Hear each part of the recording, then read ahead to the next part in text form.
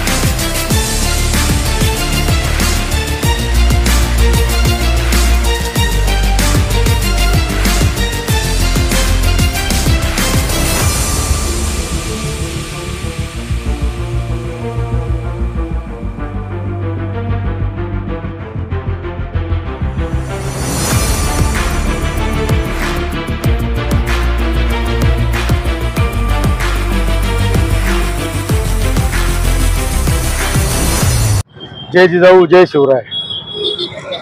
धनंजय मुंडेंचा आज राजीनामा घेतला त्याबद्दल आम्ही इथे आज साखर वाटली। तर तसं आम्हाला एक बाजूने दुःख पण आहे आणि एक बाजूने आनंद पण झालेला आहे त्या धनंजय मुंडेंचा राजीनामा घेतला। पण अजून आमच्या असून की अशी इच्छा आहे का धनंजय जसा वाल्मिक कराडला मध्ये घेतला ना तसं धनंजय मुंडेला पण आतमध्ये घेतलं पाहिजे, ही एक आमची मागणी। आणि दुसरं असं का आम्ही ज्या टायमाला आत्मदानाचा इशारा दिला होता, मी होतो, विनय भगत होते आणि आमच्या बाजूने म्हणजे बोलणारे भरत मोरे होते, विकास अण्णावाडा होते, आम्ही तेव्हा हे सगळे लोक होते।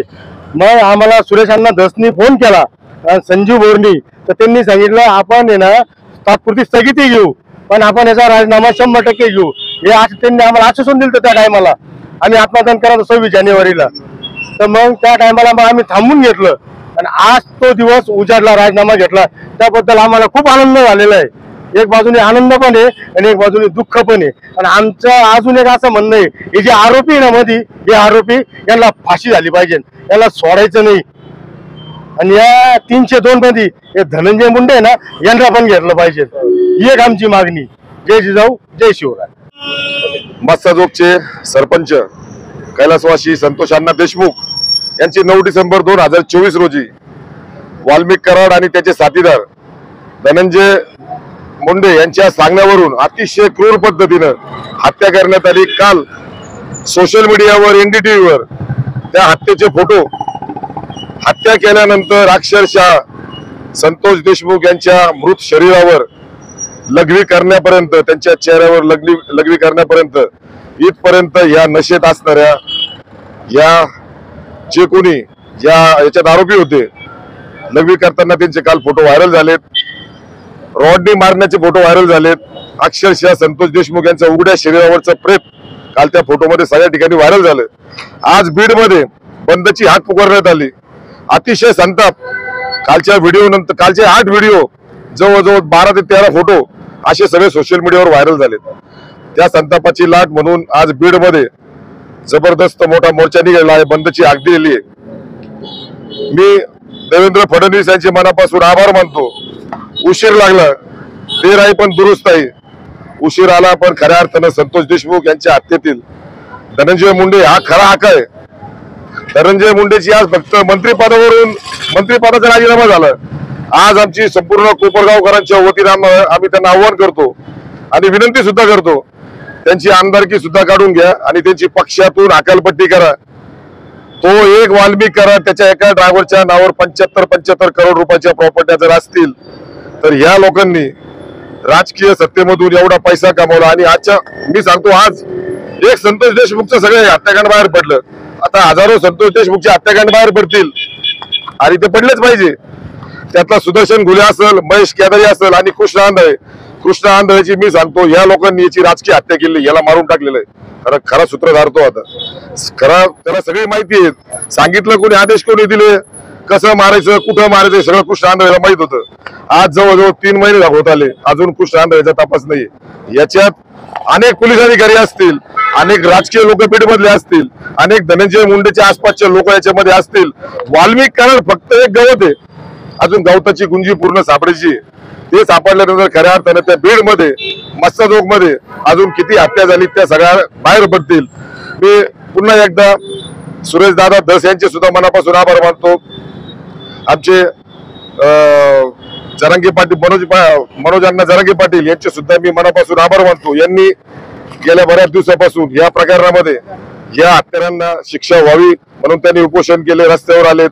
सगळ्या समाजाच्या लोकांचे सुद्धा मी मनापासून आभार मानतो. आज साखर वाटण्यामध्ये सुद्धा आमच्या कोपरगाव शहरातील बहुजन सगळ्या समाजाचे तरुण या ठिकाणी आलेत. आनंद नक्कीच झालाय, दुःख आजपर्यंत होतं, पण आता झालेल्या घटनेला काही करू शकत नाही. खऱ्या अर्थानं आज मी मनापासून संतोष अण्णा देशमुख यांना भावपूर्ण श्रद्धांजली वाहतो. जय हिंद, जय महाराष्ट्र, जय संविधान. कैलासवासी संतोष भाया देशमुख यांची जी निर्गुणपणे हत्या झाली, म्हणजे छत्रपती संभाजी महाराजांनंतर जर जे कोणतं जर कृत्य झालं असेल, ते अमानुष जर हत्या झाली असेल, ती संतोष देशमुख यांची हत्या झालेली. म्हणजे हिंदुत्वाला काळिंबा फासणारी ही घटना झालेली. म्हणजे आतापर्यंतच्या इतिहासामध्ये अशी हत्या जर झाली तर तिला म्हणजे मनुष्याला आपण जे मनुष्य ही जात आहे, आपली मानव ही जात आहे, तर याला आम्ही मराठा म्हणून नाही, आम्ही सर्व समाज म्हणून त्याचे हे करतोय. मनुष्याला ते काळिंबा फासणारी घटना घडलेली, त्या घटनेचा आम्ही निषेध म्हणून 26 जानेवारी रोजी अनिल गायकवाड आणि विनय भगत आम्ही आत्मदानाचा इशारा दिला होता. 26 जानेवारी रोजी आत्मदानाचा इशारा दिला होता. 25 जानेवारी रोजी आम्हाला सुरेश अण्णा धस व मान्य संजू बोर यांनी आत्मदान करण्यास थांबवलं होतं. या घटनेचा त्यांनी आम्हाला आश्वासन दिलं होतं का याचा राजीनामा घेऊ, पण सरकारला आमची अशी विनंती, हा फोटो आणि व्हिडिओ व्हायरल झाल्यानंतर तुम्ही 3 महिन्यानंतर राजीनामा घेऊन राहिले. म्हणजे काल सुद्धा जेव्हा हा राजीनामा घेतला तर तेव्हा सरकारमध्ये मिटिंग झाली, त्याच्यानंतर तो आज राजीनामा आलेला आहे. हा यांना जर माहित होतं याचे व्हिडिओ झालेले, मॉर्फिंग झालेलं, सगळं झालेलं आहे, तर याचा आधी 3 महिन्यापूर्वीच सरकारने यांचा राजीनामा घेतला पाहिजे नव्हतं. सरकार या वाल्मिक कराड याला VVIP ट्रीटमेंट चालू आहे. सरकार म्हणतं आम्ही हिंदुत्ववादी सरकार आहे, मग एक हिंदूची हत्या करतोय का? म्हणजे कोण कोणाला पोचतंय? आम्ही जात म्हणून नाही आहे, आम्ही मनुष्य म्हणून आम्ही सर्वजण एक संतोष भाई देशमुखच्या मागे आहे. कोणत्याही जातीचा मनुष्य असो, अशी निर्गुणपणे जर हत्या झाली तर तिचा आम्ही तीव्र विरोधच करणार. गेल्या 3 महिन्यापूर्वी कैलासवासी संतोषजी देशमुख यांची निर्गुणपणे हत्या करण्यात आली होती. वेळोवेळी संपूर्ण महाराष्ट्रातून धनंजय मुंडेचा राजीनामा मागण्यासाठी दबाव आणलेला होता. आज त्याची परिणिती म्हणून धनंजय मुंडेचा राजीनामा झालेला आहे. खरोखर आनंदाची गोष्ट आहे, परंतु फक्त राजीनामा घेऊन उपयोग नाही, तर त्याला 6 वर्षासाठी अपात्र ठरवलं पाहिजे, त्यांची आमदारकी रद्द केली पाहिजे आणि त्याचबरोबर राष्ट्रवादी काँग्रेस पक्षातून त्याची हकालपट्टी केली पाहिजे. तेव्हा खरं संतोष देशमुखला न्याय मिळाल्यासारखं होईल. आज कोपरगाव शहरातील सर्व समाज, सर्व जाती धर्माचे लोक या ठिकाणी एकत्र येऊन धनंजय मुंडेचा राजीनामा झाला म्हणून या ठिकाणी साखर वाटपाचा कार्यक्रम केलेला आहे. तसं पाहिलं तर आनंदाची गोष्ट पण आहे आणि दुःखाची पण आहे, कारण आमचा एक माणूस गमावलेला आहे, त्याचं तर दुःख आम्हाला निश्चितच आहे. परंतु आनंद यासाठी आहे का ज्याने मेन कृत्य केलेलं आहे त्या माणसाला आज काही का आहे ना 10% का आहे ना शिक्षा मिळालेली, अजून 90% शिक्षा त्या माणसाला होणं बाकी आहे. त्यासाठी शासनावर दबाव टाकणं फार गरजेचं आहे आणि या कृत्यासाठी आम्हाला वेळोवेळी आंदोलन करावे लागणार आहे. कारण फक्त आता राजीनामा झालेला आहे, अजून आमदारकी, अपात्रतेची टांगती तलवार आहे, सर्व गोष्टी होणार आहे. त्या घडण्यासाठी आम्हाला वेळोवेळी आंदोलन करावं लागतील. आजचा दिवस हा निश्चित चांगला आहे. मी तमाम सर्व महाराष्ट्रातील जनतेचे आणि देवेंद्र फडणवीस सरकारचे आभार मानतो आणि थांबतो. जय हिंद, जय महाराष्ट्र, जय शिवराय. आनंद खूप झालेला आहे का आज धनंजय मुंडेंचा राजीनामा झालेला आहे, पण जास्त आनंद तेव्हा होईल का ज्या वेळेस धनंजय मुंडेंचा आमदारकीचा सुद्धा राजीनामा होईल आणि त्याच्यामध्ये धनंजय मुंडेला सुद्धा शिक्षा होईल, त्यावेळेस आम्हाला खरं जास्त आनंद होईल. तर ही जी घटना आज म्हणजे त्या देशमुखांची जी घडली होती त्याच्याबद्दल एकदम इतकं वाईट म्हणजे अख्ख्या संपूर्ण देशाला याच्यातून एकदम वाईट प्रसंगातून गेलेले. असं वाटतं का खरोखर त्या ठिकाणी जर आपण कधी बीडमध्ये राहिला जर असतो आणि ते आरोपी जर आपल्या समोर असते तर आपण सुद्धा त्याच पद्धतीने त्यांच्या हातापाय कलम छाटून त्यांना तशी शिक्षा दिली असती. कारण की घटना तशी घडलेली आहे, एकदम निर्दयी घटना घडलेली होती. तर आमचे फक्त एक युवा सेनेच्या वतीने आम्ही सरकारचे आभार मानतो का त्यांनी धनंजय मुंडे यांचा राजीनामा घेतला आणि त्यांचा आमदारकीचाही राजीनामा या सरकारने घ्यावा. इतकं बोलतो थांबतो. जय हिंद, जय महाराष्ट्र.